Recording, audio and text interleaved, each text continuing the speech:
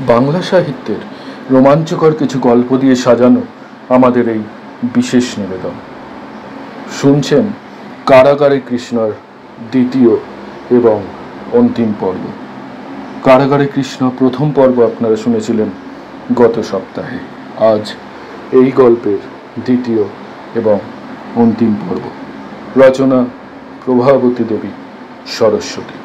বাংলার প্রথম মহিলা গোয়েন্দা কৃষ্ণার কাহিনী কারাগারে কৃষ্ণা। শুরু হচ্ছে দ্বিতীয় পর্ব।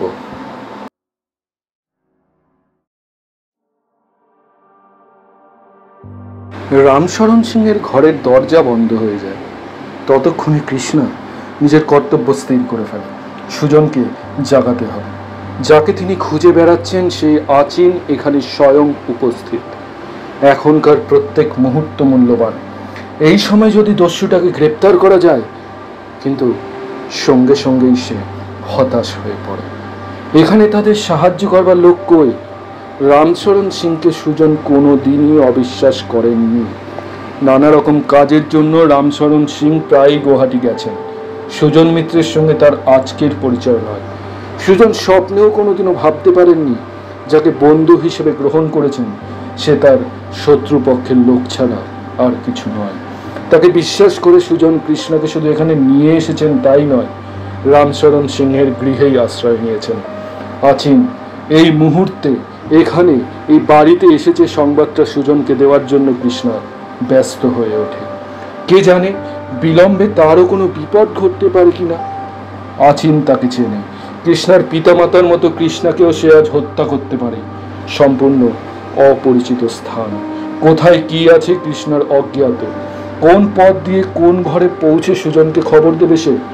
তাহলে মনে পড়েছে কাল রাত্রে কৃষ্ণাকে নিঃসঙ্গ থাকবার উপদেশ দিয়ে রামশরণ গেলেন বাঁ দিকে আর ডান দিকে সুজন মামা। আলোটাকে বাড়াবার চেষ্টা না করে বিছানার ওপর বালিশের পাশে যে রিভলভারটা রেখেছিল সেটা হাতে নিয়ে সে নিঃশব্দে দরজা খুলে ফেলল।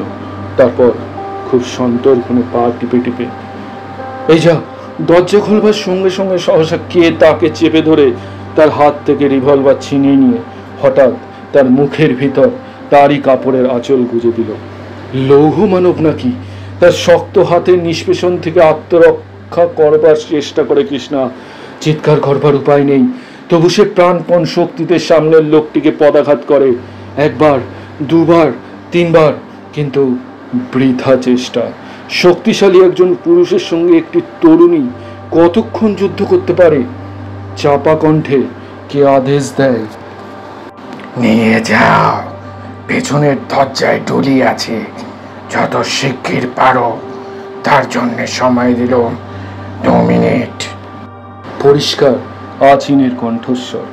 নিস্তব্ধে মূর্ছিতার মতো পড়ে থাকে কৃষ্ণা। তাছাড়া উপায় কি? আচিন বলল, সবর, সাবধানের মান নেই। মূর্ছার ভান করে থাকে তো। সরানোর আগে ওকে ক্লোরোফর্ম করে নিয়ে যাওয়া নিরাপদ। মনে হয় ওর জ্ঞান আছে। রামশরণ সিং বললেন, না না, আমার মনে হয় সত্যি অজ্ঞান হয়ে গেছে। ওরকম করে গলা টিপে ধরলে কোনো মানুষের জ্ঞান থাকে না।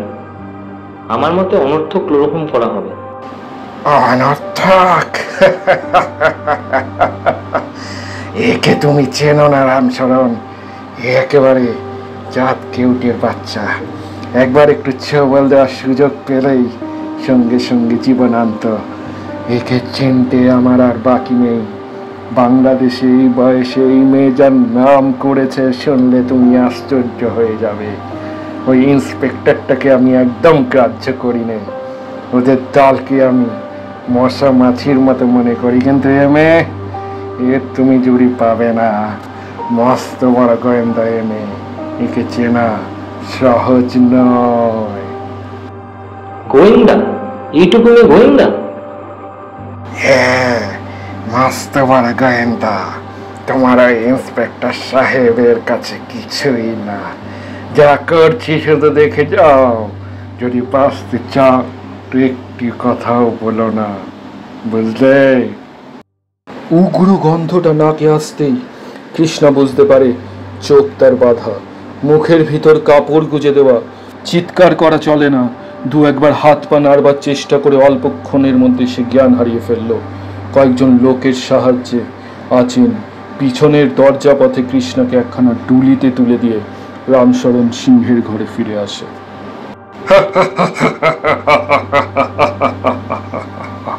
চুপ চুপ, আসতে, ইন্সপেক্টর শুনতে পাবে। একটা চোখ আধ বোঝা করে আচিন বলল, আমার ইন্সপেক্টর আর সারা রাতের মধ্যে যাচ্ছে না বাবু, ওর খাবার জলে ঘুমের ওষুধ মেশানো হয়েছে, আজ সারা রাত ও ওইভাবেই ঘুমাবে। তোমায় যাতে সন্দেহ করতে না পারে সে উপায় আমি করে যাচ্ছি, চিন্তা নেই। প্রায় আধ ঘন্টা পরে আচিন যখন সেই বাড়ি থেকে বেরোলো তখন রাত 1:30 বেজে গেছে। সারা রাত্রি একভাবেই কেটে গেল। সকালের দিকে সুজন মিত্রের যখন ঘুম ভাঙলো নিজেকে বড় দুর্বল মনে করলেন তিনি। সমস্ত গায়ে অসহ্য ব্যথা, হাত পা নাড়তেও কষ্ট হয়। 10 মাইল পথ, পার্বত্য পথে ডুলি করে আসা তার কাছে আজ নতুন নয়। এই রামশরণ সিংহের নিমন্ত্রণেই তিনি আরো 2-4 বার হাতিখালিতে এসেছেন গেছেন, কিন্তু কোনোবারই তার এরকম হয়নি। বহু কষ্টে তিনি বসলেন, তারপর আস্তে আস্তে উঠে দরজা খুলতে গিয়ে খুলতে পারলেন না। টানাটানি করে বোঝা গেল দরজা বাইরে থেকে বন্ধ। এক মুহূর্তে তার সমস্ত জড়তা কেটে গেল। অত্যন্ত সচেতন হয়ে উঠলেন তিনি। রামশরণ বাবু, দেওদার, সাঙ্গ, কোথায় বা কে? অত হাত ডাকেও কারো কোনো সাড়া শব্দ পাওয়া গেল না। বাংলোতে কেউ নেই নাকি? মনে পড়ে পাশের ঘরে কৃষ্ণা আছে।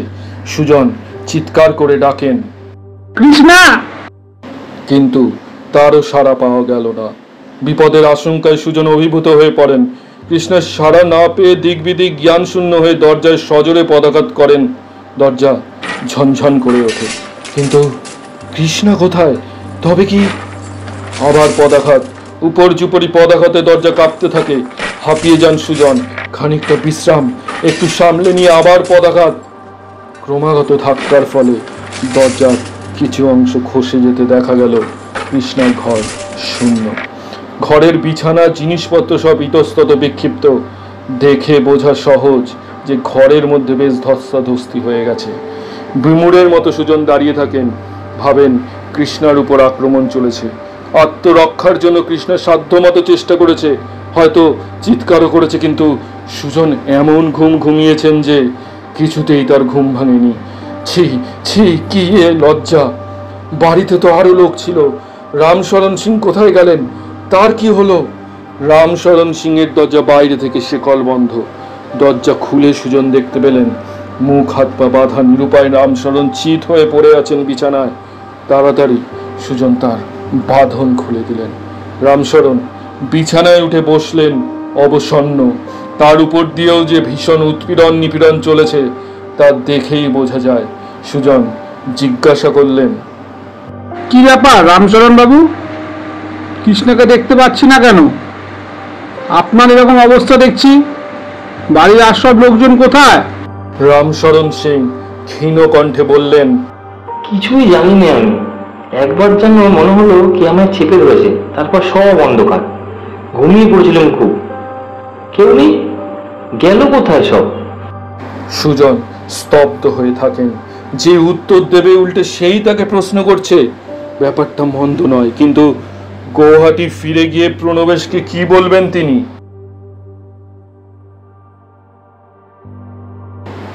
ঘটনার অপর অংশে ওদিকে কৃষ্ণার জ্ঞান ফিরে আসে। প্রথমটায় সে বুঝতে পারে না সে কোথায়। চোখ মেলে সে এদিক ওদিক তাকায়, বিস্মিতভাবে উঠে বসে, সমস্ত কথা মনে করবার চেষ্টা করে। আস্তে আস্তে মনে পড়ে কাল সে গৌহাটি থেকে ল্যাংটিং এসেছিল। সেখানে স্টেশনে নেমে ডুলিতে চেপে 10 মাইল দূরে হাতিখালিতে গিয়েছিল। তারপর সেখানে রামশরণ সিংয়ের অভ্যর্থনা, আদর, আপ্যায়ন। অবশেষে তাকে ঘরে পৌঁছে দিয়ে সাবধানে থাকার উপদেশ। সে রামশরণ সিং আর তার চিরশত্রু দস্যু আচিন। প্রথম থেকেই কৃষ্ণ রামশরণ সিংকে বিশ্বাস করতে পারেনি। লোকটার মুখ চোখ দেখে মনে হয়েছিল ধূর্তের শিরোমণি সে। কিন্তু কোথায় এসেছে সে? হাতিখালি থেকে কত দূরে? অথবা হাতিখালিতে সেই বাড়িরই একটা করে তাকে বন্ধ করে রাখা হয়েছে। কৃষ্ণ একবার চারিদিকে তাকিয়ে দেখে, এটা যেন ঠিক ঘর নয়, মনে হয় পাহাড়ের একটা প্রায় অন্ধকার গুহা। কোনো দিকে জানলা নেই, উপর দিকে অনেক উঁচুতে খানিকটা জায়গা তারের জাল দেওয়া, সেখান থেকে যেটুকু আলো আসছে তাতেই এর অন্ধকার খানিকটা পাতলা হয়ে গেছে। কৃষ্ণা দেখলো ঘরের মেঝে কতগুলো খড়ের গাদায় কম্বল পড়ে আছে একখানা, তার উপরেই সে শুয়েছিল। চারদিককার দেওয়াল শক্ত পাথর কেটে তৈরি, মেঝেটাও তাই। একদিকে একটা মাত্র ছোট্ট দরজা, সে দরজাও বাইরে থেকে বন্ধ। ঘরের এক কোণে একটি মাটির কলসি, তার মুখে একটা মাটির গ্লাস, কলসির কাছে মাটিরই একটা পাত্রে কি যেন ঢাকা দেওয়া আছে। তৃষ্ণার বুক পর্যন্ত শুকিয়ে কাঠ, হয়তো ওই কলসিটাতে জল আছে। দস্যুদের বুদ্ধি আছে। রামশরণ সিং বা আচিন যেই তাকে বন্দি করুক, এত যন্ত্রণা দেওয়ার পরে বন্দির যে পিপাসা লাগবে এটা তাদের অজানা নেই। সাব্বাস, এত দুঃখেও কৃষ্ণার হাসি আসে। কোনো রকমে এতক্ষণে সে উঠে বসলো। মাথায় অসহ্য যন্ত্রণা, মনে হয় দাঁড়াতে গেলে পড়ে যাবে। কোনো রকমে হামা টানার মতন করে সে ঘরের কোণে কলসির কাছে পৌঁছলো। কম্পিত হাতে কলসির মুখের গ্লাস নিয়ে এক নিঃশ্বাসে 2 গ্লাস জল পান করে, তারপর মাথায় মুখে জল দিল। ভরসা করে সে বেশি জল নষ্ট করতে পারে না, আর যদি না পায়। এতক্ষণে সে কতকটা প্রকৃতিস্থ হলো, পূর্বপর ভাববার অবকাশ পেল। মনে পড়ে অতীতের কথা। বন্দিনী সে আরো বহুবার হয়েছে, নিজের অধ্যবসায় প্রতিবারে মুক্তিও পেয়েছে, কিন্তু এবারে কোথায় তাকে আনা হয়েছে? জানবার উপায় কি? উপায় উপায় চিন্তার শেষ নেই। মাটির থালার উপর ঢাকনাটার দিকে একবার তার চোখ পড়ে। ঢাকনাটা সে খুলে দেখে, খান 3-4 শক্ত মোটা রুটি, এক পাশে খানিকটা গুড়। হাসি পায় কৃষ্ণার। রুটি গুড়ের দিকে তাকিয়েই তার পেট ভরে গেছে মনে হয়। অখাদ্য খাবার যেমন ঢাকা ছিল তেমনি ঢাকা দিয়ে রেখে সে নিজের তৃণশয্যায় ফিরে এসে ভাবতে বসে, যে জন্যে তার আসামে আসা তার কিছুই হলো না। লাভে থেকে সে নিজেই অপরিচিত লোকের হাতে বন্দিনী হলো। শুধু রতনের মুখে যতটুকু জানতে পেরেছে অনুসন্ধানের ক্ষেত্রে, সেইটুকুই মাত্র সম্বল তার। হাতিখালির বাংলায় হয়তো অনেক তথ্যই সংগ্রহ করতে পারত, কিন্তু সে সুযোগ সে পেল না। মনে হয় সুজন নিশ্চয়ই গৌহাটি ফিরে গিয়েছেন। তার মুখে কৃষ্ণা হরণের কথা শুনে বেচারা মামা প্রণবেশের সেই অবস্থা কল্পনা করে কৃষ্ণ অত্যন্ত ব্যাকুল হয়ে উঠল। এখন চাই মুক্তি, কিন্তু মুক্তি লাভের পথ কই? অনেক উপরে ওই জালাটা ভেন্টিলেটর, কিন্তু অত উঁচুতে উঠবার কোনো উপায়ই নেই। তবু কৃষ্ণা সাড়া নিতে চায়, বন্ধ দরজায় আঘাত করে। বাইরে কেউ আছে কি? লোহার কপাট শুধু ঝনঝন করে ওঠে। কৃষ্ণা আবার সজোরে ধাক্কা দেয়। কে যেন কর্কশ কণ্ঠে হুঙ্কার দিয়ে ওঠে, চুপ করে থাকো। তাহলে মানুষ আছে। কৃষ্ণা নিজের মনেই খানিকটা হেসে নেয়। নিজের মনেই ধারণা করে এতক্ষণে প্রণবেশ ও সুজন পুলিশ প্রহরী নিয়ে হাতিখালিতে এসে পৌঁছেছেন। হাতিখালির বাংলো তারা আতিপাতি করে খুঁজছেন। তারা নিশ্চয়ই জেনেছেন কৃষ্ণাকে আটক করে রাখা হয়েছে ভৃত্যদের। কৃষ্ণা বেশ বুঝেছে ভবতোষ চৌধুরী ও রুমার ব্যাপারে প্রধান আসামি ওই রামশরণ। আচিনকে কৃষ্ণা সেখানে দেখলেও সে হয়তো কেন, নিশ্চয়ই রামশরণেরই দলের একজন। রামশরণ সিং সকল সন্দেহের অতীত হয়ে দূরে হাতিখালিতে বসে থাকে, কিন্তু তার প্রধান পার্শ্বচর আচিন সব কাজ চালায়। কানপুরে ডাকাতির মূলেও আছে ওই রামশরণ সিং। কৃষ্ণার মনে প্রথম থেকেই যা সন্দেহ জেগেছে তা মিথ্যে নয়। ঘরের ভিতরটা অল্প অল্প অন্ধকার হয়ে আসে। কৃষ্ণ বুঝতে পারে বাইরের জগতে সন্ধ্যা নেমেছে। জ্ঞান ফিরবার পর থেকে জনপ্রাণীর মুখ দেখতে পায়নি সে। যারা তাকে বন্দি করেছে তারাও নিশ্চিন্ত আছে যে জল আর খাবার যখন দেওয়া হয়েছে, তখন জ্ঞান ফিরলে কৃষ্ণা নিজেই খাবার নিয়ে খাবে। দারুণ ক্রোধে কৃষ্ণা নিজের হাত কামড়ায়। সুচতুর রামশরণ সিং সুজনের সঙ্গে বন্ধুত্ব করেছে, তার সহৃদয়তায় সুজন মুক্ত হতে পারেন, কিন্তু সে কেন মুগ্ধ হলো যখন তাকে দেখেই তার সন্দেহের উদ্রেক হয়েছিল? কৃষ্ণ আবার নিজের হাত কামড়ায়। এইরকম 7-5 ভাবতে ভাবতে সেই মসৃণ অন্ধকার ঘরে ক্ষুধা তৃষ্ণায় অবসন্ন কৃষ্ণ কখন ঘুমিয়ে পড়েছে তা সে নিজেই জানে না। অকস্মাৎ কৃষ্ণার ঘুম ভেঙে যায়। অন্ধকার ঘরে জ্বলছে উজ্জ্বল আলো। সেই আলো সে দেখতে পায় তার শয্যার পাশে কে যেন এসে দাঁড়িয়েছে। কে? শঙ্কিতভাবে কৃষ্ণা ধর্মর করে উঠে বসে। দু হাতে চোখ মুছে সে ভালো করে তাকায়। আচিনকে চিনতে তার দেরি হয় না। তোমায় আমি চিনি। তুমি তুমি আচিন। আচিনের একটা চোখ জল করে। শিকার আয়ত্তের মধ্যে পেয়ে হিংস্র বাঘ যেমন তার খড়িত রক্ত লেহন করবার জন্য মুহুর্মুহু জিহ্বা সংকোচন প্রসারণ করে, তেমনি নিজের বয়স্ক সরস জিভটা বারবার অধরষ্টি বুলোতে বুলোতে আচিন বলল, আমি আচিনি বটে। আজও দেখছি তুমি আমায় ভুলে যাওনি সুন্দরী। ঘটনাক্রমে কয়েকদিন আগে ট্রেনে তোমার সঙ্গে আমার হঠাৎ দেখা হয়েছে। আমি তোমায় দেখা মাত্র চিনেছিলাম। দেখছি তুমিও আমায় ভুলোনি, তাই না? ঘৃণায় কৃষ্ণের মুখখানা বিকৃত হয়ে ওঠে। বিকৃত কণ্ঠে বলে, হ্যাঁ, তোমায় তোমায় আমি কোনোদিনও ভুলতে পারবো না। যেখানে দেখবো তোমায় চিনতে পারবো। বহুকাল বহুকাল তোমায় দেখিনি। ভেবেছিলাম আমার জীবনের কোনোদিনই তোমার সঙ্গে দেখা হবে না। হঠাৎ হঠাৎ আবার যে তোমায় এই অবস্থায় দেখতে পাবো তা আমি স্বপ্নেও ভাবিনি। কোমল কণ্ঠে আচিন বলল, সেটা নিহাত ভগবানের দয়া কৃষ্ণা দেবী। আমি এ পর্যন্ত তোমার খোঁজে বহু জায়গায় ঘুরে বেরিয়েছি। শুনেছিলাম তুমি কলকাতায় আছো, তাই কলকাতা পর্যন্ত ধাওয়া করেছিলাম। সেখানে শুনলাম তুমি আসাম রওনা হয়েছে। ভগবানের দয়ায় তুমি যে ট্রেনে আসছিলে আমিও ঠিক সেই ট্রেনেই। তোমার মুখে ভগবান? হ্যাঁ, ভগবানের দয়াই বটে। কৃষ্ণা ঘৃণায় আর কথা বলতে পারে না। তার মুখ দেখে আচিন বুঝতে পারে। বলে, আমি জানি তুমি আমায় ঘৃণা করো, কিন্তু ভগবানের দেবী কৃষ্ণা দেবী, আমি ঘৃণার কাজ এমন কিছু করিনি যাতে। অকস্মাৎ কৃষ্ণা চেঁচিয়ে ওঠে, থাক থাক, আর ভগবানকে ডেকো না এর মধ্যে। ও মুখে ও কথা মানায় না। নিজের নির্দোষিতা প্রমাণ করতে যত কথাই তুমি বলো না কেন, তোমায় আমি চিনি। তুমি তুমি আমার পিতামাতার হত্যাকারী। তুমি। বলতে বলতে অকস্মাৎ তার কণ্ঠ রুদ্ধ হয়ে আসে।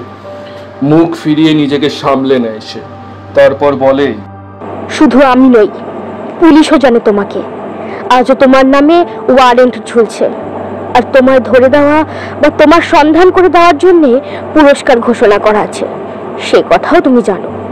হত্যাকারী দলের সকলেই প্রায় ধরা পড়েছে। একমাত্র তুমি গাঢ় ঢাকা দিতে পেরেছো। পুলিশ তোমায় খুঁজে পায়নি। সেদিন তোমায় দেখেই আমি বুঝেছিলাম তুমি নিষ্ক্রিয়ভাবে বসে নেই। বাংলায় না হোক, বাংলার বাইরে তোমার কর্মক্ষেত্র তৈরি হয়ে গেছে। তুমি যে রামশরণ সিংহের সহকারী রূপে। রামশরণ সিংহের সহকারী? আচিন অট্ট হাসি হাসে। দরজা জানলা বিহীন কারাগারের বদ্ধ ঘরটা তার হাসির দমকে যেন কাঁপে। কৃষ্ণা দুহাত কানে চাপা দেয়, রুক্ষ কণ্ঠে বলে, তোমায় মিনতি করছি আচিন, এখান থেকে তুমি বিদায় নাও। আমায় একটু নির্জনে থাকতে দাও।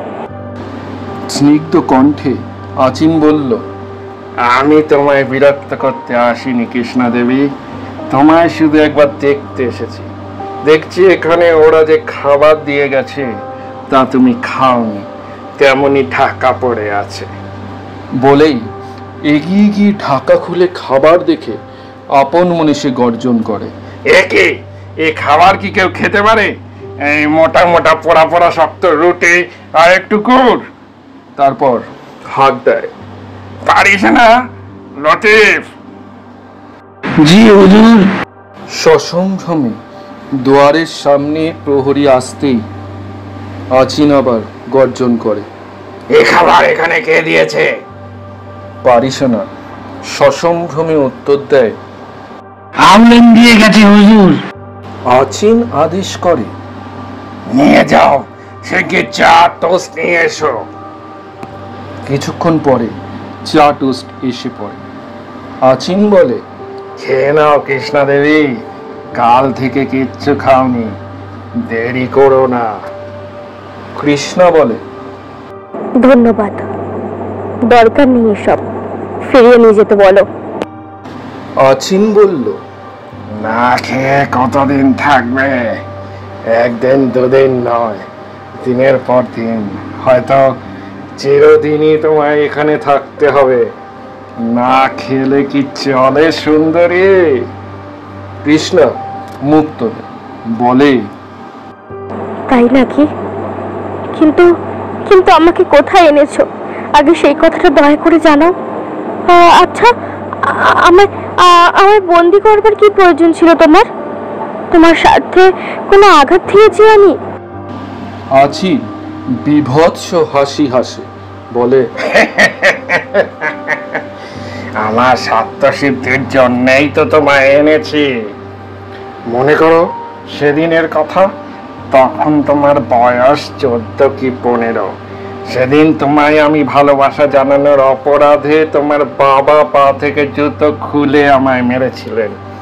আমায় চোর অপবাদ দিয়ে পুলিশে দিয়েছিলেন। তার বন্ধু পুলিশ অফিসার আমার একটি কথাও কানে নেয়নি।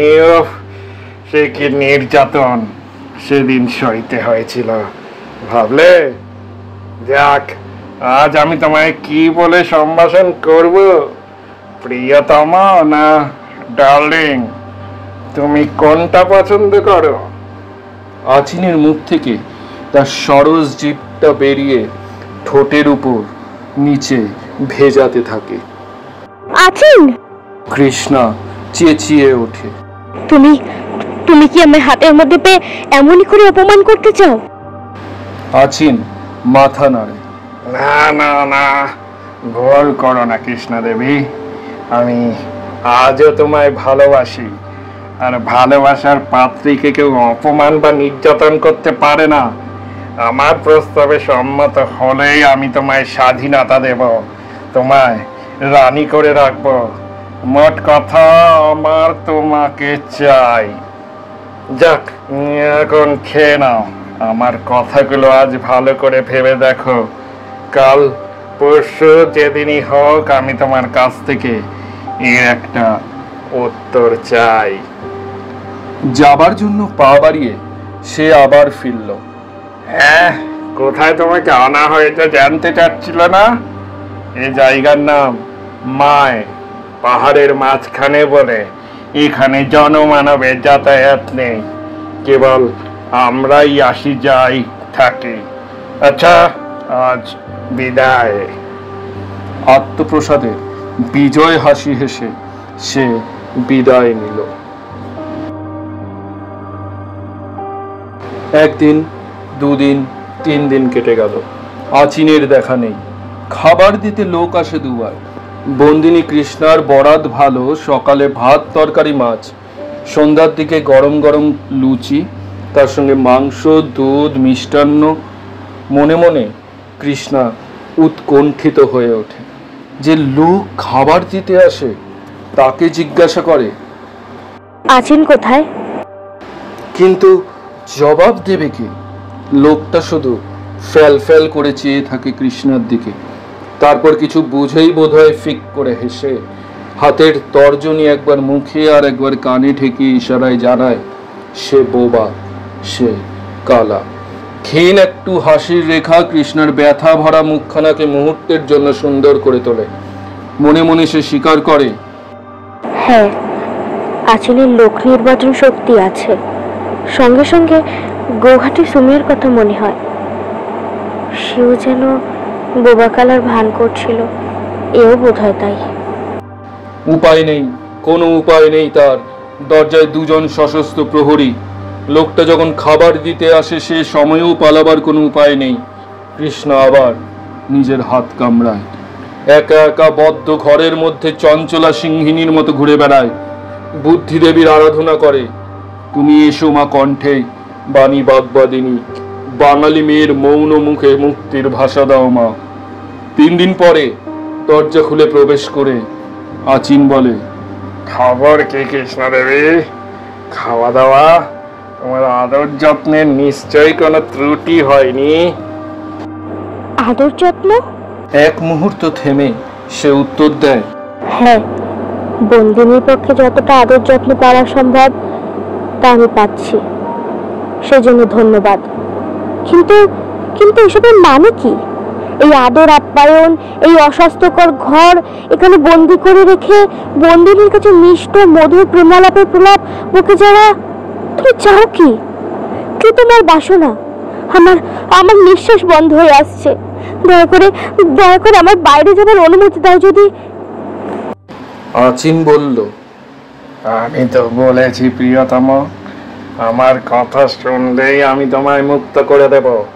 আমার পাশে পাশে তোমার যে কোনো জায়গায় যাওয়ার অধিকার থাকবে। তুমি শুধু আমায় কথা দাও, আমার স্ত্রী হয়ে থাকতে রাজি আছো, ব্যাস এই মুহূর্তে তোমায় মুক্ত করে দেব। শয়তান! গর্জন করে উঠেই কৃষ্ণা ঝিমিয়ে পড়ে। আচিনের স্পর্ধা, কয়েক বৎসর পূর্বের কথা। আচিন বিদেশ থেকে যখন দেশে ফিরে আসে, তার পিতাই তাকে আশ্রয় দিয়েছিলেন। আচিন সে কৃতজ্ঞতার ঋণ পরিশোধ করেছিল আশ্রয়দাতার কন্যা কৃষ্ণার হাত চেপে ধরে। সেদিন সহসা কৃষ্ণার হাত চেপে ধরার পর উত্তম মধ্যম প্রহার দিয়ে পিতা তার আচিনকে পুলিশে হাতে দেওয়ার সময় সেই যে আচিন শাসিয়ে গেছিল, তারপর থেকে আত্মগোপন করে কৃষ্ণা।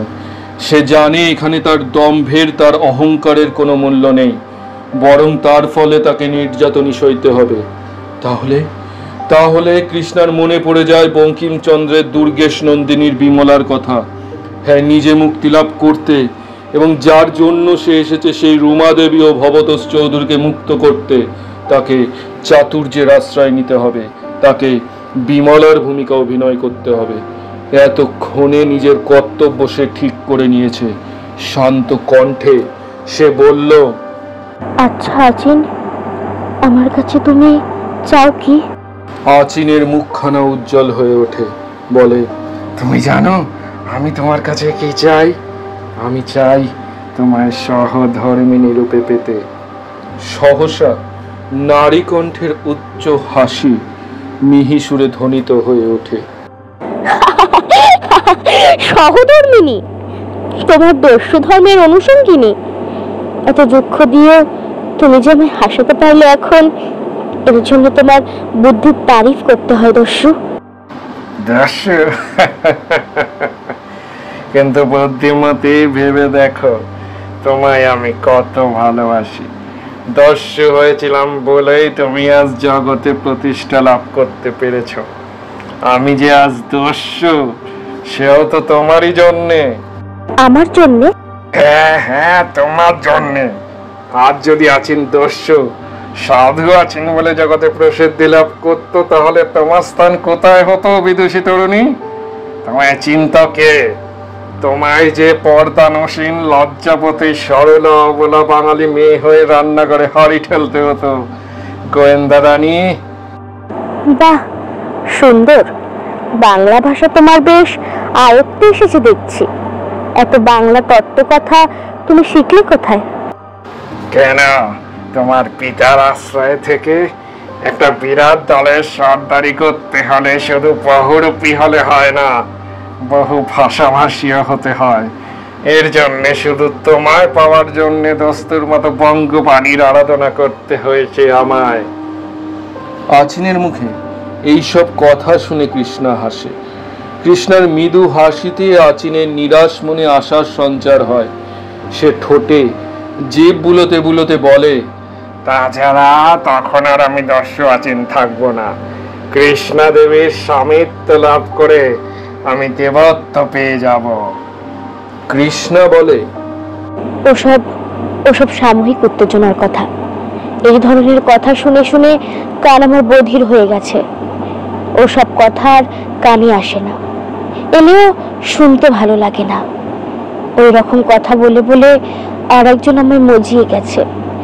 ইস, কি ভালোই যে তাকে বাঁচতুম আমি, কি ভালোই যে সে বসেছিল আমায়। ভালোবাসাবাসির কথা কৃষ্ণার মুখে? আচিনের সরস জীবটা মুহুর্মুহু সঞ্চালিত হয়ে ভিজিয়ে তোলে ওর শুকনো ঠোঁট দুটোকে। এতক্ষণে কৃষ্ণা লয়ে এসেছে। কিরকম কিরকম সে ভালোবাসার ইতিহাস বলতে বাধা আছে কি? অর্ধেক তো বলেই ফেললে, বাকিটা কৃষ্ণা দেবী। শুনতে বেশ লাগে কিন্তু।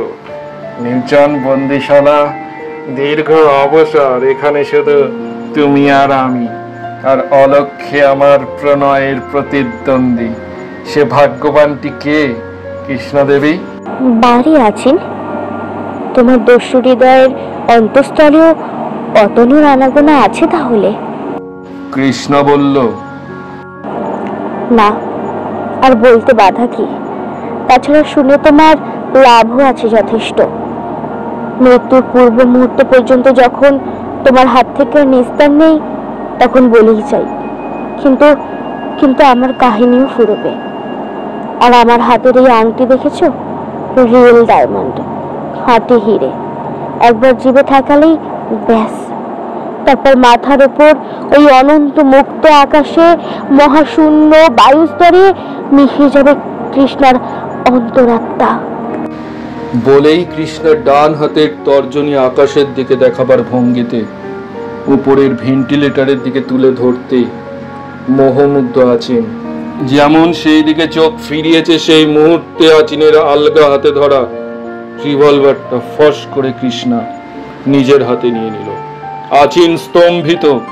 সে কিছু বলবার আগেই সহাস্যে কৃষ্ণা বলল, হাতটা তো লুফে নাও। কৃষ্ণার হাতের রিভলভার অল্প শূন্যে উঠেই আবার আচিনের হাতে ফিরে এলো। আচিন বুঝল, আর যাই হোক কৃষ্ণার উদ্দেশ্য খারাপ নয়, পাখি পোষ মেনেছে। কৃষ্ণা বলতে শুরু করলো, আমি তখন কলেজে 3rd ইয়ারে। যুবতী মেয়েদের রূপ থাকলে যা হয়, অনেকেই ফাঁদ পাতলে। শেষে ধরা পড়লাম যার কাছে, সে হুবহু তোমার মতো দেখতে, একটি বার্মিজ ছেলে। তোমাকে দেখলেই আমার তার কথা মনে পড়ে, তাই এখনো বেঁচে আছি। নইলে নইলে মৃত্যু আমার পায়ের ভৃত্য। এই আংটি দেখেছো? আর বাঁচিয়ে রেখেছি তোমায়, নইলে নইলে এই রিভলভার আর তোমার হাতে ফিরে যেত না। যাক, যে কথা বলছিল, হ্যাঁ, তার প্রেমে পড়বার পর বুঝলাম সে একজন অ্যানার্কিস্ট। তারপর আর কি, দেশের জন্যেই হোক আর যে জন্যেই হোক, রাজার বিরুদ্ধে গেলে চিরকাল যা হয়ে আসছে। বিচারে তার দণ্ড হলো। আজ সে দ্বীপান্তরে। আজ যদি তোমার সঙ্গে প্রেম করি আছেন, যদি কোনো দিন সুদিন আসে, সে যদি ফিরে আসে, তখন কি সুন্দর উপসুন্দর লড়াই বাঁধিয়ে দেব? সব কথা না বুঝলেও আচিনের বুদ্ধিতে এটাই এসে গেল যে যদিও সে হতভাগাটা কোনোদিনও ফিরে আসে, তখন কৃষ্ণাকে পাওয়ার স্বাদ আচিনের মিটে যাবে। সে শপথের প্রতিশ্রুতি দিয়ে বলল, সে আর ফিরেছে, আর যদি বা ফেরে তখন এই রিভলভারটা তোমায় দিয়ে দিলাম, আমার ভালোবাসার জামিন। বলেই সে কৃষ্ণের একখানা হাত চেপে ধরে আরেক হাতে রিভলভারটা গুজে দিয়ে বলল, এবার তুমি মুক্ত, কিন্তু আমার সঙ্গে সঙ্গে আমার পাশে পাশে থাকতে হবে। কেমন, রাজি তো? কৃষ্ণ উত্তর দিল, রাজি, কিন্তু একটা শর্তে। আজ থেকে 3 মাস 10 দিন পরে আমার পিতার কালশোধ শেষ হবে। এই সময়ের মধ্যে তুমি আমার অঙ্গ স্পর্শ করবে না, আমার সংস্পর্শে আসবে না। এই শর্তে রাজি হলেই তোমার ভালোবাসার মূল্য বুঝতে আমার দেরি হবে না। যখন বাঁচতেই হবে, তখন এরকম ভাবে বন্দিনী অবস্থায় চিরকাল কাটাবাচ্ছে, আমি তোমার কাছে বাইরে থেকেই বাঁচতে চাই, তোমার ভগবানের দিব্য। আচিন হেসে ওঠে, বেশ, তোমার শর্তেই রাজি আমি। মাত্র 3-4 মাস তো, কি আর করা যাবে। কিন্তু আমার কোনো ভগবান নেই কৃষ্ণা, কাজেই তার নামে দিব্য করা একেবারে মিথ্যে বলেই মনে হয়। খুশি মুখে কৃষ্ণা বলল, আমারও, কারণ আমি জানি সবার উপরে মানুষই সত্য। শুধু শপথটা দৃঢ় করবার জন্যেই আমি ভগবানের নাম করেছি। নইলে দরজার কাছ থেকে কার কণ্ঠস্বর শোনা যায়। এদিকে একবার দরকার আছে যে হুজুর। এসো কৃষ্ণা, আমার সঙ্গে বাইরে এসো। আর একটা কথা মনে রেখো, এখানে যা কিছু দেখবে শুধু দেখেই যাবে, কোনো কথা বলতে পারবে না। আচিনের সঙ্গে সঙ্গে কৃষ্ণা বাইরে বেরিয়ে আসে। অন্ধকার পার্বত্য গুহা এঁকে বেঁকে ঘুরে গেছে। খানিক দূর গিয়ে তবে পাওয়া যায় মুক্ত দিনের আলো। বাইরের উন্মুক্ত আলোয় এসে কৃষ্ণা নূতন জীবন ফিরে পায়। প্রাণ ভরে সে নিঃশ্বাস গ্রহণ করে। তারপর তাকায় আশেপাশে। আচিনের দলভুক্ত কয়েকজন লোক যারা বাইরে অপেক্ষা করছিল, বিস্মিত চোখে তারা কৃষ্ণার পানে তাকিয়ে থাকে। দুর্বোধ্য ভাষায় আচিন তাদের কি বলে, হয়তো কৃষ্ণার সম্বন্ধেই কিছু জানায় তাদের। সঙ্গে সঙ্গে নিঃশব্দে লোকগুলি কৃষ্ণকে অভিবাদন করে। তারপর তারা অদৃশ্য হয়ে যায় পাহাড়ের বাঁকে। ওদের মধ্যে একটি লোককে দেখে কৃষ্ণা চিনতে পারে, এই সেই লোক যাকে সে কদিন আগে মিয়াংয়ে দেখে প্রচুর বিস্মিত হয়ে নিজের কর্তব্য ঠিক করে ফেলেছিল। যেমন করেই হোক কার্যোদ্ধার সে করবেই। এই আচিনকে হস্তগত করেই সব কিছু করবে।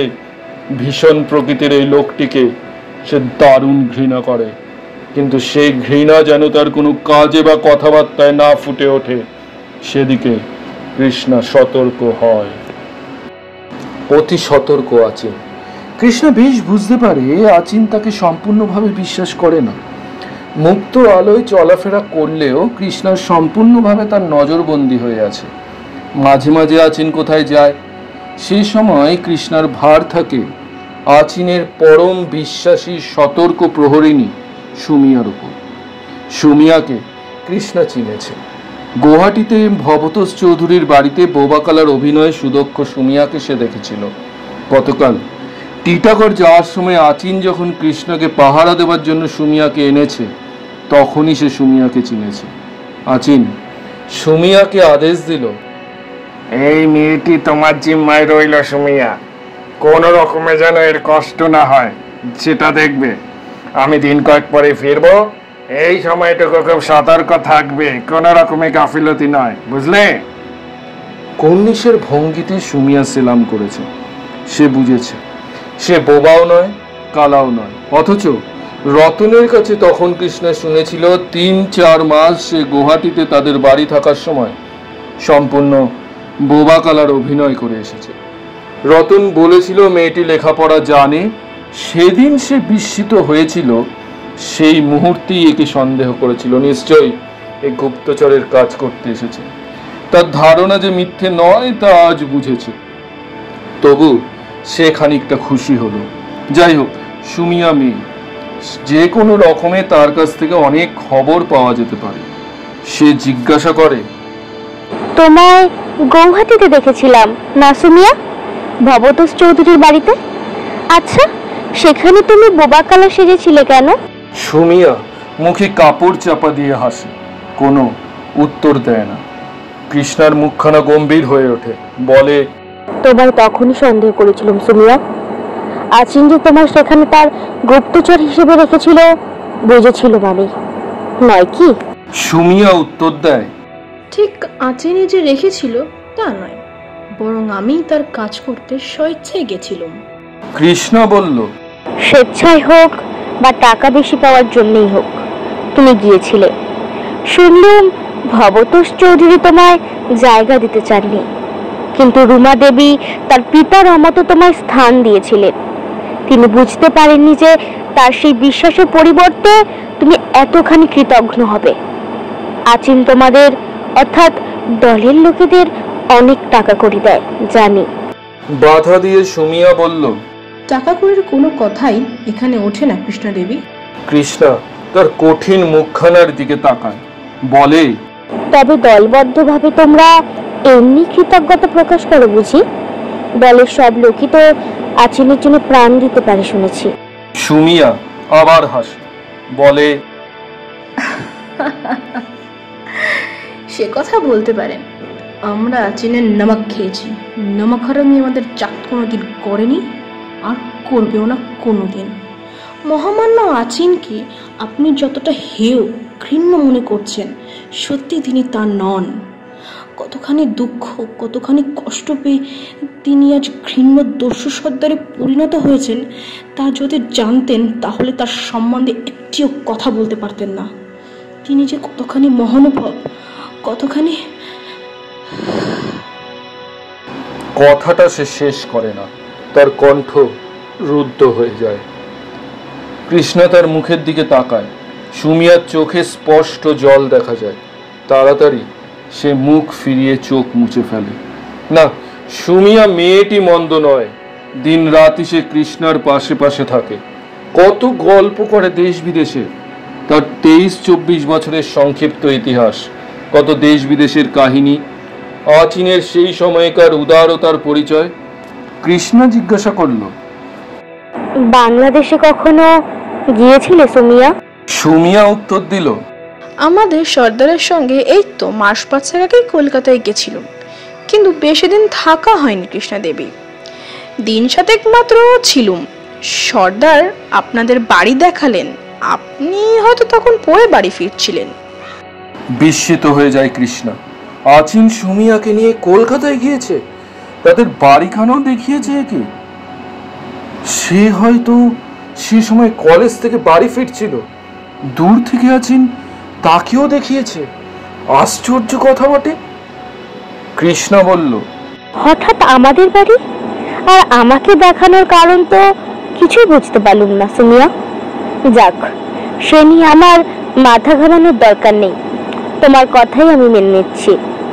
আচিন মহৎ লোক, সব দিক দিয়ে সে শ্রেষ্ঠ, সে মহান। কিন্তু ভবতোষ চৌধুরী আর তার মেয়ে রুমা দেবীকে চুরি করে নিয়ে যাওয়ার কারণ, সেটা তো বুঝতে পারলুম না। সুমিয়ার চোখ দুটি জ্বলে ওঠে।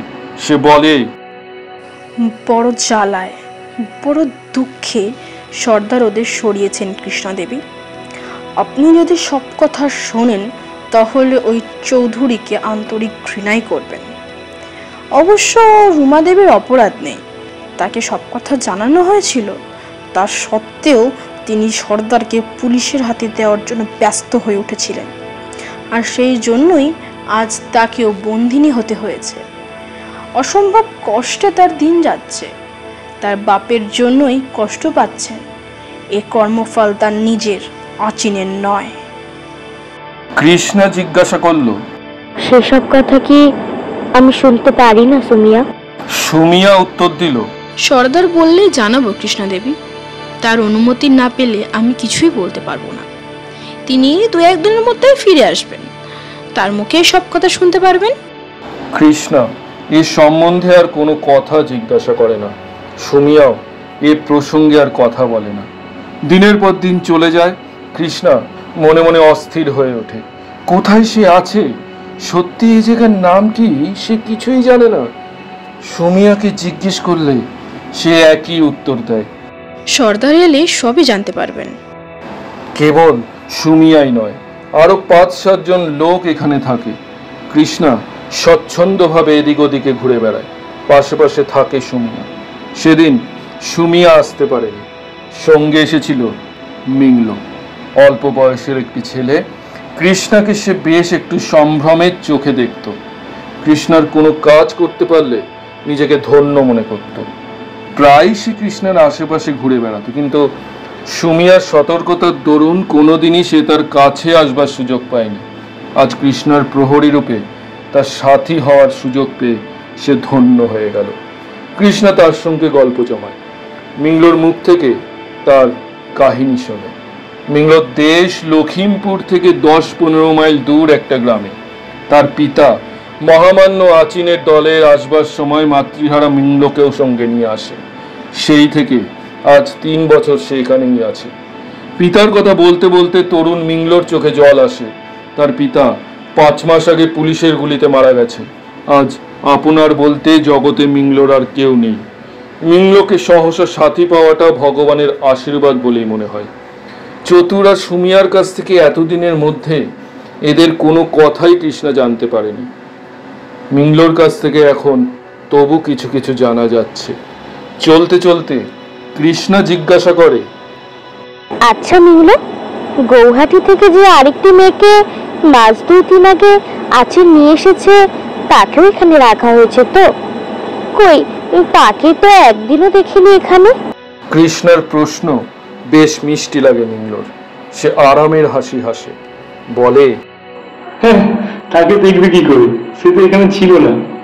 তাকে যেখানে রেখেছিলে সেখানে পুলিশ হানাদারে খবর পেয়ে তাড়াতাড়ি সরিয়ে এনেছি। এই তো সবে কাল রাত্রে এসেছে। তার জন্য তো সুমি আজ তোমার সঙ্গে আসেন। রুমাকে কাল রাত্রেই এনেছে এখানে? কৃষ্ণার মুখখানা দৃপ্ত হয়ে ওঠে। সে বলে, আমি যে ঘরে ছিলাম তাকে বোধহয় সেই ঘরেই রেখেছে, তাই সুমিয়া আজ আসতে পারেনি, তাকে পাহারা দিচ্ছে। মিংলো বলল, তা আমি বলতে পারিনি। ওইরকম কোনো জায়গায় হয়তো তাকে দেখেছি। সুমিয়া তো জান, তাকে জিজ্ঞেস করলেই জানতে পারবে। তখনকার মতো কৃষ্ণা চুপ করে যায়। গভীর রাত্রি। আস্তে আস্তে কৃষ্ণা উঠল। ওদিকে গভীর ঘুমে ডুবে আছে সুমিয়া। নাক ডাকছে ওর। ভয়াবহ নিঝুম অন্ধকার রাত। বন্দিশালার এই নিস্তব্ধ ভুতুরে আবহের মধ্যে জীবন্ত প্রাণী আঁকা কৃষ্ণার গা ছমছম করে। হাজার হোক, মেয়ে তো, কিন্তু উপায় কি? মুক্তি যে তাকে পেতেই হবে। ছলে বলে অথবা কৌশলে রুমাদেবীকে মুক্ত করতে হবে। যুদ্ধ করে মহাদেবী শক্তির শক্তি প্রার্থনা করে কৃষ্ণ পা টিপে টিপে আস্তে আস্তে এগিয়ে চলে। এখন চাই সে ঘরের চাবি। চাবি নিশ্চয় সুমিয়ার কাছেই আছে, অন্য কোথাও রাখবার মেয়ে নয় সে।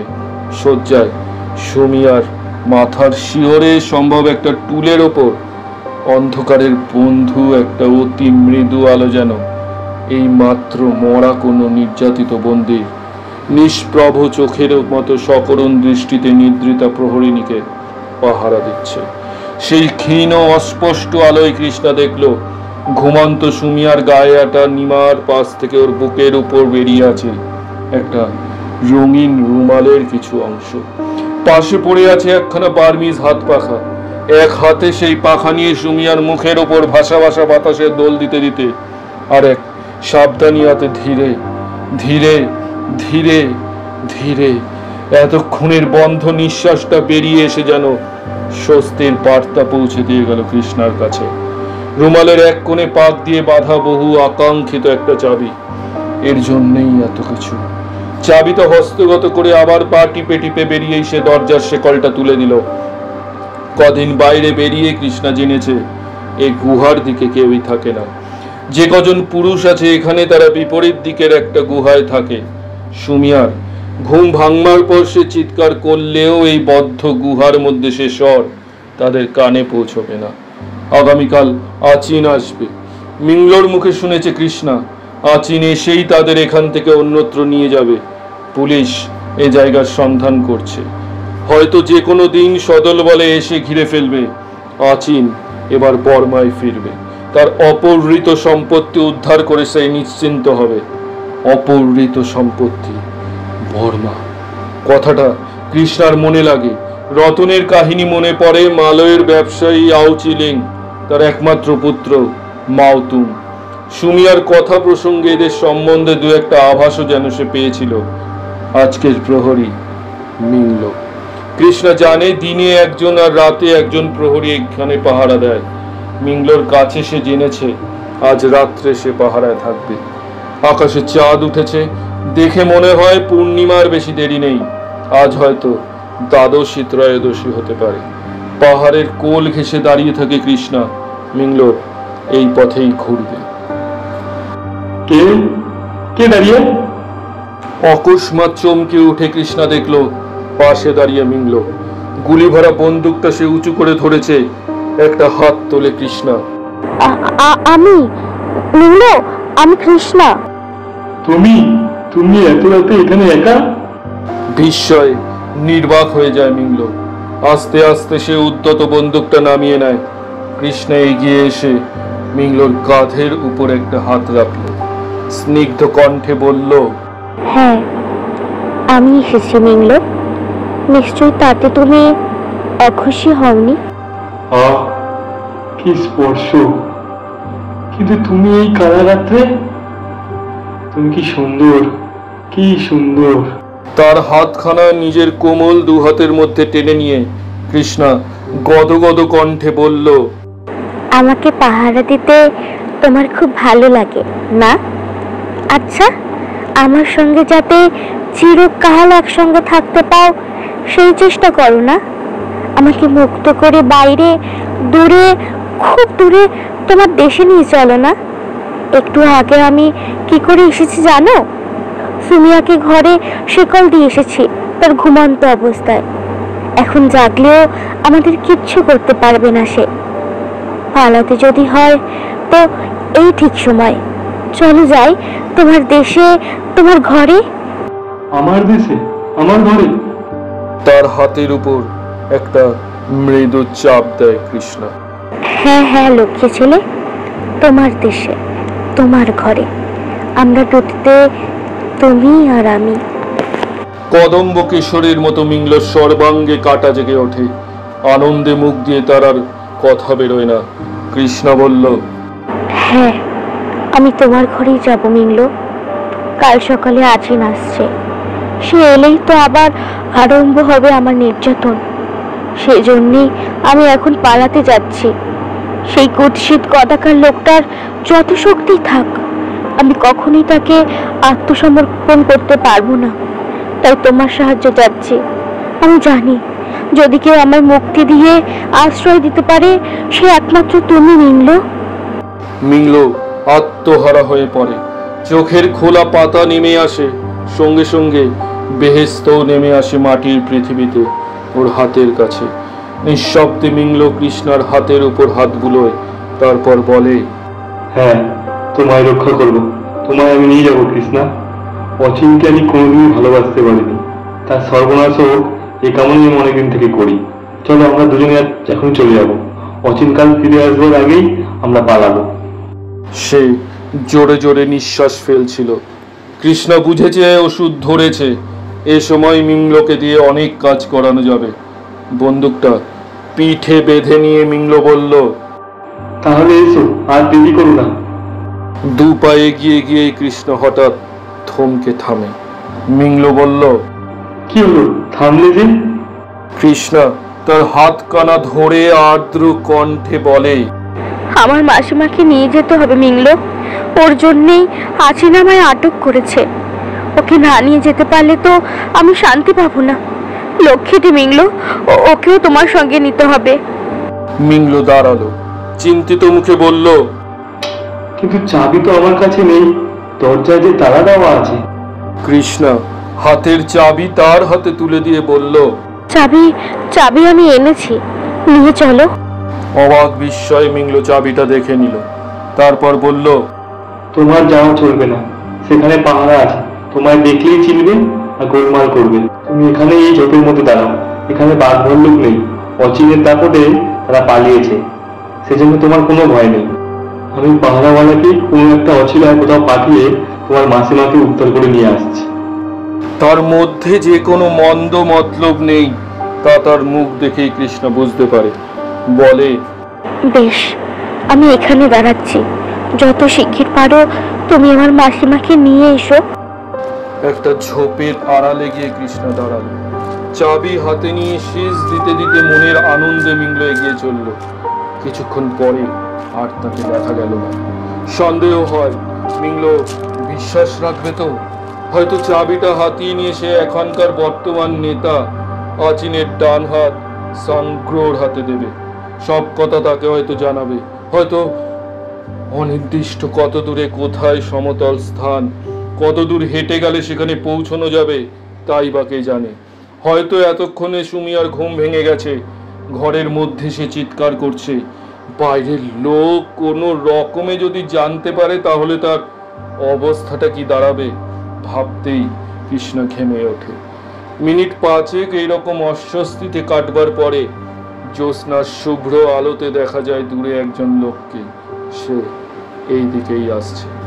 মিংলো কি কাছে না আসা পর্যন্ত কৃষ্ণা নড়ে না, আড়ষ্টভাবে ঝোপের আড়ালে নিঃশব্দে দাঁড়িয়ে থাকে। লোকটা ক্রমশ কাছে এলো, ঝোপের পাশ দিয়ে আবার চলেও গেল। সর্বনাশ, ও তো মিংলো নয়। তবে কি যে প্রহরীকে কৌশলে সরিয়ে দেবার কথা বলে গেল মিংল, সেই লোকটা? ভরাতে কি আছে কে জানে। এর 5-7 মিনিট পরেই দেখা গেল মিংল আসছে, আর তার পিছনে আসছে একটি মেয়ে। সে যেন আর হাঁটতে পারছে না, তবে দূর থেকে আন্দাজ করা যায় মিংল মাঝে মাঝে মুখ ফিরিয়ে তাকে জোর করে তাড়াতাড়ি চলতে বলছে। তার স্পষ্ট হতেই ঝোপের আড়াল থেকে কৃষ্ণা বাইরে আসে। এই রুমা দেবী, শীর্ণ পাণ্ডুরো মুখ, কৃষ্ণাঙ্গী একটি মেয়ে। কৃষ্ণার বয়সী বা তার চেয়ে 2-3 বছরের বড়। কৃষ্ণাকে সামনে দেখে সে উচ্ছ্বসিত হয়ে উঠে দুহাত বাড়ায়। কৃষ্ণা সযত্নে তার হাত দুখানা চেপে ধরে। তুমি তুমি রুমা মাসি, তুমি আমার। মিংল ভয়াত্মক কণ্ঠে বলে, তাড়াতাড়ি চলো কৃষ্ণা, পারিসানা এখনই ফিরবে। আমি তাকে খেতে পাঠিয়েছি। ফিরে এসেছে যখন দেখবে বন্দিনী নেই, তখন সাংঘাতিক কাণ্ড হবে। তাড়াতাড়ি ছুটে চলো, একটু দেরি নয়।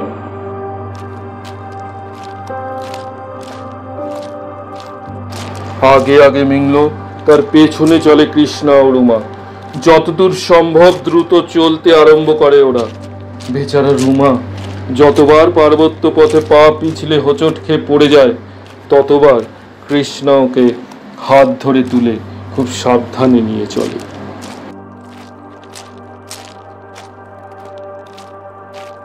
দীর্ঘ পথ যেন আর ফুরোতে চায় না। শীর্ণ রুমা আর চলতে পারে না, অবসন্নভাবে শুয়ে পড়ে। উঠবারও ক্ষমতা থাকে না। মিংল ভয় পেয়ে বলল, পারিসানা যদি ফিরে এসে বন্দির ঘরের দরজা বলে, তাহলেই সর্বনাশ। এতক্ষণ হয়তো তার চারিদিকে তাদের লোক ছুটেছে। বান্দির খালে অচিনের কাছেও খবর গেছে। বাঞ্জি খাল এখান থেকে বেশি দূর নয়। অচিন সকালের মধ্যেই এখানে এসে পৌঁছাবে। যদি কোনো রকমে ধরা পড়ি, তাহলে হয়তো তোমাদের কিছু হবে না, কিন্তু আমার তারা গাছের গুড়িতে বেঁধে মারবে, জীবন্ত আমার গায়ের ছাল ছাড়িয়ে নেবে। বলতে বলতে সে শিউরে ওঠে। কৃষ্ণ সে কথা বিশ্বাস করে। আচিন যে প্রকৃতির লোক, জীবন্ত মানুষের গায়ের ছাল ছাড়িয়ে নেওয়া তার পক্ষে অসম্ভব নয়।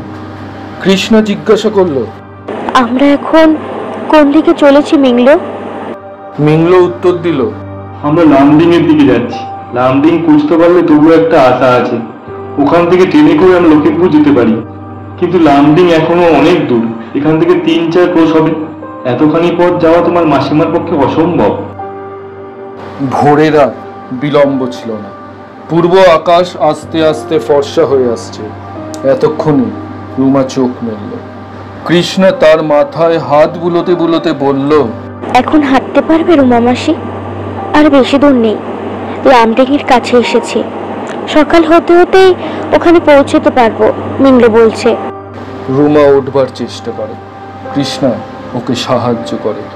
বেচারা রুমা, পা দুখানা ওর ক্ষত বিক্ষত হয়ে গেছে। 2-3 মাস বন্দিনী অবস্থায় আচিনের দলের লোকের সঙ্গে ওকে এখানে ওখানে নানা স্থানে ঘুরতে হয়েছে। তবু রুমা হাঁটে। অতি কষ্টে কৃষ্ণাকে অবলম্বন করে চলে। মিংলকে অনেক কথাই জিজ্ঞাসা করার ছিল, কিন্তু পরিশ্রান্ত কৃষ্ণার কিছুই জিজ্ঞাসা করা হয় না। চলতে চলতে হঠাৎ মিংল থেমে গেল। ভয়ার্ত কণ্ঠে বলল, লুকাও লুকাও কৃষ্ণা, অচিনের গলার স্বর শুনতে পেয়েছি। নিশ্চয়ই এই পথেই ফিরছে তারা। এদিক ওদিক তাকিয়ে প্রকাণ্ড বড় একটা পাথরের আড়ালে সে কৃষ্ণা ও রুমাকে টেনে নিয়ে প্রায় নিঃশ্বাস বন্ধ করে বসে পড়ে। সরু পার্বত্য পথে অনেক লোকের পায়ের শব্দ শোনা যায়। কথা বলতে বলতে তারা এগিয়ে চলেছে। ও তো আচিনেরই কণ্ঠস্বর। আচিন ধমক দিচ্ছে, কি আস্তে আস্তে হাঁটছো তোমরা? পেছনে পুলিশ আসছে, খেয়াল নেই? এক্ষুনি ধরা পড়তে হবে, তারপর শাস্তির কথাটা ভাবো। ছুটে এসো, এক্ষুনি আড্ডা ভেঙে দিতে হবে। ঘন্টা খানেকের মধ্যে পুলিশ আসবে, তাতে কোনো ভুল নেই। খুব দ্রুত তারা চলে গেল। ভগবান রক্ষা করেছেন, নইলে যদি ধীরভাবে যেত তারা নিশ্চয়ই দেখতে পেত কৃষ্ণাদের। পুলিশ পেছনে আসছে। ধরা পড়বার সম্ভাবনায় আচিন ছুটে চলেছে। এদিক ওদিক চাইবার অবকাশ নেই ওর। এও কি সম্ভব? কে বলে ভগবান ঘুমিয়ে আছেন কলিকালে? এই তো সবে কলির সন্ধে। এরই মধ্যে কৃষ্ণ শিক্ষিতা মেয়ে, তাই রক্ষে। নইলে স্বৈরাচারী দস্যু ত্রস্ত শঙ্কিত ভাব দেখে প্রতিশোধ নেওয়ার সাফল্যে অট্টহাস্য করে এইরকম সময়ে তো নির্যাতিত বন্দীরা আনন্দের আতিশয্যে চিৎকার করে ওঠে।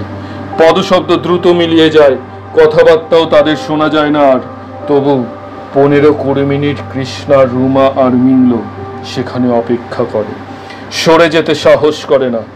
কিছুক্ষণ পরে কৃষ্ণা বলল, ওঠো, এবার এগিয়ে চলা যাক, পুলিশ আসছে, আমাদের আর কোনো ভয় নেই মিংলো।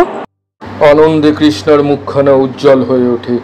রুমাও অনেকখানি উৎসাহ পায়, শুধু বিমর্ষ হয়ে পড়ে মিংলো। দুর্বল পায়ে চলতে চলতে সে যা বলতে থাকে তার বাংলা করলে মানে এই হয় যে, রামে মারলেও মারবে, রাবণে মারলেও মারবে, আমার কাছে দুই সমান। অচিন জীবন্ত অবস্থায় গায়ের ছাল ছড়াবে, পুলিশ না হয়ে ফাঁসি দেবে, নয়তো দেবে দ্বীপ চালান। তফাৎ শুধু এই, সে আর হাঁটতে পারে না। কৃষ্ণা তাকে সান্ত্বনা দেয়, না না না, ভুল করছো মিংলো, পুলিশ তোমায় রাজসাক্ষী করে নেবে, তোমায় কোনো শাস্তি পেতে হবে না। মিংলো মনে মনে হাসে কৃষ্ণার সাহস দেওয়ার রকম দেখে, কিন্তু চোখ তার ক্রমেই ভিজে ওঠে। একটা বাঘ ঘুরতেই সশস্ত্র পুলিশ দলের সামনে এসে পড়ে এরা তিনজন। তারা যুগপৎ বন্দুক উঁচু করে, সঙ্গে সঙ্গে কার চিৎকার কানে আসে, কে কৃষ্ণা? আমাদের কৃষ্ণা? পর মুহূর্তে ছুটে আসেন সুজন মিত্র, তার পেছনে প্রণবেশ। মামা! কৃষ্ণা ছুটে যায় প্রণবেশের কাছে। আত্মহারা প্রণবেশ তার মুখখানা দু হাতে বুকের উপর টেনে নিয়ে ক্ষুদ্র বালকের মতো উচ্ছ্বসিতভাবে কেঁদে ওঠেন। বেচারা প্রণবেশ, এই কদিন যে তিনি আহার নিদ্রা ত্যাগ করেছেন তা তার আকৃতি দেখলেই বোঝা যায়। সত্যি প্রণবেশ আর আগেকার সেই সৌম্য মূর্তি প্রণবেশ নেই, আধখানা হয়ে গেছেন যেন। কৃষ্ণা তার চোখ মুছিয়ে দিতে দিতে বলল, চুপ করো মামা, যখন ফিরে এসেছি তখন আর কারো ক্ষমতা নেই যে তোমার কাছ থেকে আমায় নিয়ে যাবে। প্রণবেশ রুদ্ধ কণ্ঠে বললেন, কিন্তু এই কদিনে তোর কি চেহারা হয়েছে কৃষ্ণা, দেখে চেনা যায় না, কেন তুই এমন জায়গায় এলি? কৃষ্ণা হাসে, বলে, তোমার চেহারাটা বুঝি আগের মতো আছে? তোগা আটখানা হয়ে গেছে যে একেবারে। হ্যাঁ সুজন মামা, আগে আপনাকে একটা কথা জানাই। একটু আগে আচিনি পথে গেছে, ঝোপের আড়ালে ওই মস্ত বড় পাথরটার পেছনে আত্মগোপন করে থাকার সময় শুনেছি আমাদের নিয়ে এসে আজই বর্মায় চলে যাবে বলতে বলতে যাচ্ছে। যাক, আর তাকে ভয় করবার কারণ নেই। যখন আপনারা এসে পৌঁছেছেন, এই দেখুন কাকে সঙ্গে করে এনেছি। ইনিই আমার রুমা মাসি, বহু কষ্টে একে উদ্ধার করে আনতে পেরেছি, শুধু এই মিংলোর সাহায্যে। বলে মিংলোকে কৃষ্ণা দেখিয়ে দিল। মিষ্টি হাসিতে মিংলোকে তুষ্ট করে তারপর রুমাকে অভিবাদন জানিয়ে সুজন বললেন, কৃষ্ণা, তোমাকে অসংখ্য ধন্যবাদ। তোমার এই সৎ সাহস আজকালকার দিনে কটা মেয়ের থাকে। শোনো, সঙ্গে দুজন কনস্টেবল দিচ্ছি। কৃষ্ণা, তুমি এদেরকে নিয়ে লামডিংয়ে ফিরে যাও।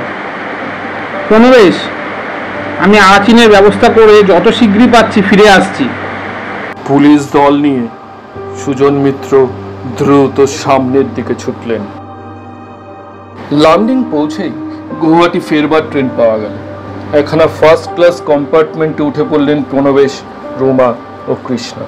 কনস্টেবল দুজনও উঠে বসল। মিংলো কোথায় গেল? কৃষ্ণা এদিক ওদিক তাকায়। মিংলো কখন কোন ফাঁকে সরে পড়েছে তাকে খুঁজে পাওয়া যায় না। হতাশভাবে কৃষ্ণা বসে পড়ে, বলে, বেচারার কপালে অনেক লাঞ্ছনা আছে দেখছি। রামের হাতে মরলে তবু স্বর্গ পেত, রাবণের হাতে মরে ওকে অনন্ত নরকেই যেতে হবে মনে হচ্ছে। রাগ করে প্রণবেশ বললেন, যাক না নরকে, চিরকাল ডাকাতি করে এসেছে, জানে পুলিশের হাতে পড়লে দুর্গতির অ্যাক্সেস হবে, শাস্তি পেতে হবে, তার চেয়ে পালালো, বেঁচে গেল। যাক, রুমাকে পাওয়া গেছে, এই আমাদের সৌভাগ্য। ভবতোষবাবুকেও পাওয়া গেছে ল্যাংটিং এ ওদের সেই বাড়িতে। বাবাকে পাওয়া গেছে? রুমা আনন্দে চিৎকার করে ওঠে। কেমন আছেন তিনি? খুব রোগা হয়ে গেছেন বোধহয় ভেবে ভেবে। তা হোক, বেশ ভালো আছেন তো? বিষণ্ণ কণ্ঠে প্রণবেশ বললেন, তার অবস্থা বিশেষ ভালো নয় রুমা। একে বৃদ্ধ, তার উপর বহুদিন একটা ছোট অন্ধকার ঘরে বন্ধ হয়েছিলেন। এখন তিনি অত্যন্ত পীড়িত। তাকে গৌহাটিতে নিয়ে যাওয়া হয়েছে। তিনি তোমার পথপানে চেয়ে আছেন রুমা। এ কথা শুনে রুমা যেন পাথর হয়ে যায়। নিঃশব্দে তার চোখের কোণ দিয়ে কেবল জল ঝরে পড়ে। ট্রেন গৌহাটিতে পৌঁছলো। একখানা ট্যাক্সি নিয়ে তাতে রুমা ও কৃষ্ণাকে উঠিয়ে প্রণবেশ নিজে উঠলেন। অত্যন্ত অসুস্থ ভবতোষ চৌধুরী, বাঁচবার আশা নেই। শহরের বড় বড় ডাক্তাররা সবাই জবাব দিয়েছেন। রুমা গিয়ে পিতার পাশে বসল। কৃষ্ণা খানিক সেখানে থেকে রতনের নির্দেশ মতো পাশের ঘরে গেল বিশ্রাম করতে। তারপর স্নানাদি সেরে চা পান করতে করতে কৃষ্ণা বলল, অনেক কথাই শুনেছি মামা। ভবতোষ চৌধুরী লোকটি বড় সুবিধের নয়, অনেক কীর্তি করেছেন তিনি। উৎসুক প্রণবেশ জিজ্ঞাসা করলেন, কিরকম? কৃষ্ণ যেসব তথ্য সংগ্রহ করেছে তা বলতে শুরু করে। ভবতোষ চৌধুরী একদিন রতনকে সঙ্গী করে চলে যান মালয়ে। তারপর সেখানে তিনি আউচিলিং নামে একজন সম্ভ্রান্ত ব্যবসায়ীর কাছে চাকরি পেয়েছিলেন। আউচিলিং অত্যন্ত সহৃদয় লোক ছিলেন। ভবতোষ চৌধুরীকে তিনি খুব বিশ্বাসও করেছিলেন। আউচিলিং ছিলেন বিপত্নিক। তার একমাত্র পুত্র মাউতুংকে তিনি আমেরিকায় পাঠিয়েছিলেন শিক্ষার জন্য। ভবতোষ চৌধুরী আউচিলিংকে জানান যে মাউতুং এক আমেরিকান মহিলাকে বিবাহ করেছে এবং স্বধর্ম ত্যাগ করে খ্রিস্ট ধর্ম নিয়েছে। এরপর আউচিলিং হঠাৎ একদিন মারা যান। মাউতুং তারপর ফিরে আসে, কিন্তু তার অনেক আগে ভবতোষ চৌধুরী সেখানকার রবার বাগান, কারখানা সব বিক্রি করে প্রচুর টাকা সংগ্রহ করে ল্যাংটিংয়ে চলে আসেন। মাউতুং কোনো রকমে জানতে পারে যে তার পিতাকে ভবতোষ চৌধুরী হত্যা করেছেন এবং জাল উইলে প্রতিপন্ন করেছেন। সেই সম্পত্তির একমাত্র মালিক তিনি। সেই দলিলের মধ্যে দেখা গেল যে বিধর্মী পুত্রকে তিনি এক পয়সাও দেননি। তার প্রিয় বন্ধু ও বিশ্বস্ত কর্মচারী ভবতোষ চৌধুরীকেই তিনি স্থাবর অস্থাবর সমস্ত সম্পত্তি দিয়ে গেছেন। কর্পদকহীন মাউতুং আত্মনাম ও পরিচয় গোপন করে আচিন নাম নিয়ে কৃষ্ণাদের কাছে আশ্রয় নিয়েছিল। বর্মায় ফেরবার পর বসন্ত হওয়ায় তার বাঁচবার আশা ছিল না এবং তাতেই একটা চোখ তার একেবারে নষ্ট হয়ে যায়। আর মুখে অজস্র ক্ষতচিহ্ন হওয়ার ফলে মুখখানা একেবারে বিকৃত হয়ে যায়। সুমিয়ার পরিচয়ও কৃষ্ণা সংগ্রহ করেছে মিংলোর কাছে। আচিনের উপযুক্ত সহধর্মিনী সুমিয়া। বসন্ত হয়ে যখন আচিন মরণাপন্ন তখন এই মালয়ী মেয়েটি প্রাণপণ যত্নে তার সেবা শুশ্রূষা করেছিল, যার ফলে আচিন জীবন ফিরে পেয়ে কৃতজ্ঞতায় গলে গিয়ে সুমিয়াকে বিবাহ করেছিল। উপযুক্ত স্বামীর উপযুক্ত পত্নী সুমিয়া। স্বামীকে সে ভালোবাসত। নির্বিচারে তার ভালো মন্দ সব কাজই প্রাণপণ চেষ্টায় সম্পন্ন করত। আচিনের অবর্তমানে সেই তার সমস্ত কাজ চালিয়েছে। দল পরিচালনা করবার শক্তি তার যথেষ্ট ছিল।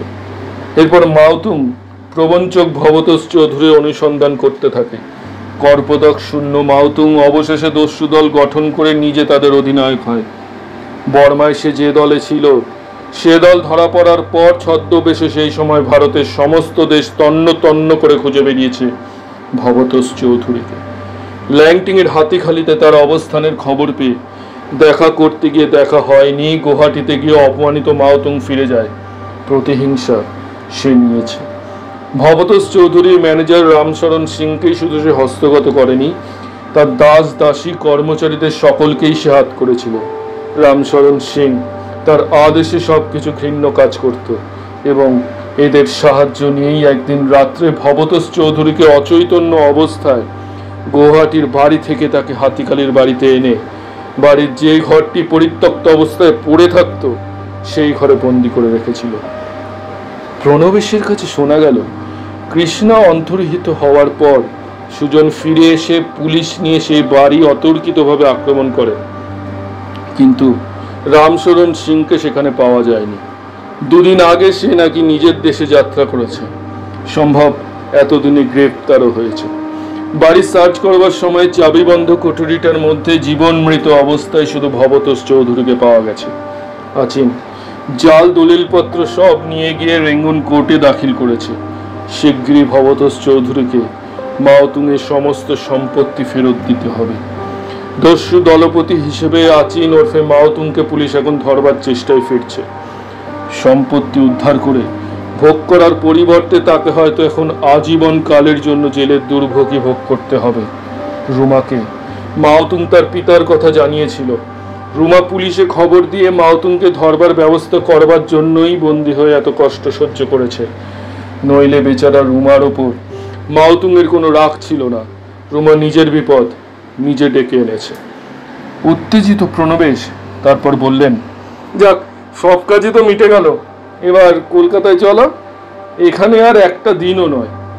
আমার মোটে ভালো লাগছে না, এখন কলকাতায় ফিরতে পারলে বাঁচি। এতে তুমি অমত করো না কৃষ্ণা, সত্যি আমার অবস্থাটা একবার বোঝো। এক নিঃশ্বাসে এতগুলো কথা বলবার পর নিঃশ্বাস নিতে প্রণবেশ থামলেন। তারপর অধীর আগ্রহে কৃষ্ণার মতামত জানবার জন্য তার মুখের দিকে অপলকে চেয়ে রইলেন। কৃষ্ণা মাথা কাত করে বলল, তুমি ব্যাকুল হও না মামা, আর দুদিন অপেক্ষা করো, ওর অবস্থাটা কেমন দাঁড়ায় দেখি। যদি তেমন কিছু হয় রুমা মাসিকে সঙ্গে নিয়ে যেতে হবে। ওকে তো আর এখানে একা ফেলে রেখে যাওয়া চলবে না। রুমা মেয়েটির ওপর প্রণবেশের এতটুকু স্নেহ নেই। প্রণবেশ মুখ ভারী করেন। রুমাকে এড়াতে পারলেই তিনি বাঁচেন। জন কয়েক লোককে বন্দি করে সঙ্গে নিয়ে ফিরলেন সুজন। মাওতুংকে ধরতে পারা যায়নি। সে কোন পথ দিয়ে সরে গেল, অশেষ নির্যাতন করেও দলের কোনো লোকের মুখ থেকে সে সম্বন্ধে একটি কথাও বার করতে পারা যায়নি। কৃষ্ণা জিজ্ঞাসা করেন, সুমিয়া কোথায় গেল? মাওতুং স্ত্রী? সুজন উত্তর দেন, ও সে কালো মতো মেয়েটা তো, সে আত্মহত্যা করেছে। আত্মহত্যা? কেন? কৃষ্ণা যেন আকাশ থেকে পড়ে। সুজন বললেন, কারণ সে মাওতুর সঙ্গের সাথে পালাতে পারেনি। সেই সময় খুব অসুস্থ ছিল, সে নড়ার ক্ষমতা ছিল না তার। শুনলাম অনেক কাকুতি মিনতি করে শেষে জোর করে সে মাওতুংকে সরিয়ে দিয়েছে। আমরা যখন পৌঁছালাম ঠিক সেই মুহূর্তে সে বিষ পান করছে। অনেক চেষ্টা করেছি তাকে যদি বাঁচাতে পারি, তবে মাওতুংকে কোনোদিন পাবার আশা থাকবে, কিন্তু আমাদের চেষ্টা ব্যর্থ করে দিয়ে সে চলে গেছে। সুমিয়ার জন্য কৃষ্ণা প্রিয়জনের মতো বিয়োগ ব্যথা অনুভব করে, দুঃখিত হয়। নিজে সে জীবন দিয়েছে, তার স্বামীকে সে বাঁচিয়েছে, উপযুক্ত স্ত্রীর কাজ করেছে সে আর যাই হোক সত্যিকারের সহধর্মিনী বটে। তার আত্মার সদ্গতির জন্য কৃষ্ণা মনে মনে ভগবানের কাছে প্রার্থনা করে। ভবতোষ চৌধুরীর মৃত্যুর সময় ঘনিয়ে এসেছিল। কথা তার বন্ধ হলেও ভেতরে জ্ঞান ছিল। হতজ্ঞান প্রায় রুমাকে কৃষ্ণার হাতে তুলে দিয়ে কর্পদক্ষিণ ভবতোষ চৌধুরী সেদিন রাত্রে মহাপ্রস্থান করলেন। বাধ্য হয়ে কৃষ্ণাকে আরো কয়েকটা দিন থাকতে হলো। গৌহাটিতেই রুমা পিতার শেষ কার্য সম্পন্ন করলো। বাড়িতে রতনকে পাহারায় রেখে একদিন রাত্রে চোখ মুছতে মুছতে রুমা কৃষ্ণা ও প্রণবেশের সঙ্গে কলকাতাগামী ট্রেনে উঠে বসলো। বাংলায় এই তার প্রথম যাত্রা। হয়তো চিরকালের মতোই গৌহাটি ত্যাগ করে যাওয়া রুমা সজল চোখে জানলার বাইরে তাকিয়ে থাকে। শান্তভাবে ধীরে ধীরে মাথাটা নত করে আবাল্যের লীলাভূমি গৌহাটিকে একটা প্রণাম জানায়। ট্রেন তখন চলতে আরম্ভ করেছে। শুনছিলেন কারাগারে কৃষ্ণার দ্বিতীয় এবং অন্তিম পর্ব।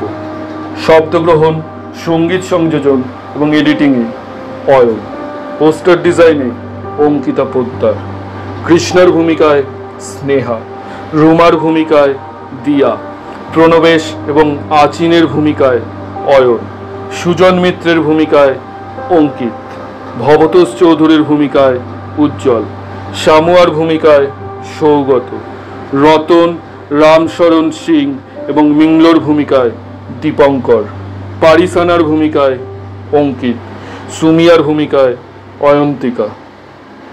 আরও গল্প শুনতে আমাদের সাথে জুড়ে থাকুন।